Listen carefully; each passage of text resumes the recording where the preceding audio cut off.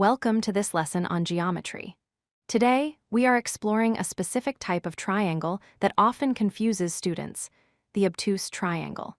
By the end of this video, you will be able to easily identify and understand the properties of these wide-angled shapes. So, what exactly is an obtuse triangle? It is defined by its angles. An obtuse triangle is any triangle that has exactly one interior angle measuring more than 90 degrees. This wide angle is what we call an obtuse angle. The other two angles in the triangle will always be sharp or acute angles. To visualize this better, let's compare it to other triangles. An acute triangle has three small angles, all less than 90 degrees.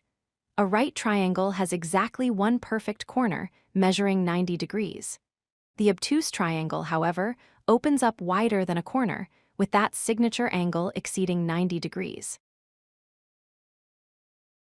A fundamental rule in geometry is that the sum of all angles in a triangle must equal 180 degrees. In our example here, if our obtuse angle is 110 degrees, we only have 70 degrees left to share between the other two angles. This proves why the other two angles must be small. You might wonder, can a triangle have two obtuse angles? Let's use logic.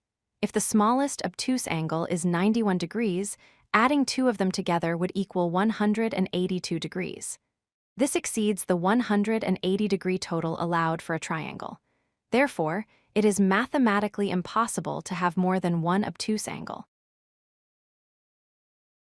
The angles also dictate the length of the sides. In any triangle, the longest side is always opposite the largest angle. Since the obtuse angle is the largest angle in the triangle, the side directly across from it, which we call side A here, will always be the longest side. Here is a special property for finding the area. When you try to draw the height or altitude of an obtuse triangle from one of its sharp angles, the line falls outside the triangle's base.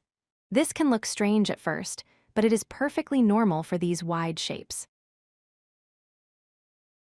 We can further classify these triangles. If the two short sides are equal in length, it is an obtuse isosceles triangle. If all three sides and angles are different, it is called an obtuse scalene triangle. However, you can never have an equilateral obtuse triangle because all angles there must be 60 degrees. Where do we see these in real life? Look at the shape of a standard clothes hanger. The wide hook area often forms an obtuse triangle shape. Low-slope roofs on houses also use this geometry to allow water runoff without being too steep. Even the hands of a clock at 4 o'clock form an obtuse angle. Let's recap what we learned.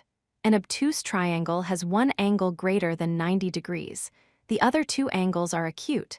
The total sum is 180 degrees, and the longest side is always opposite that wide obtuse angle.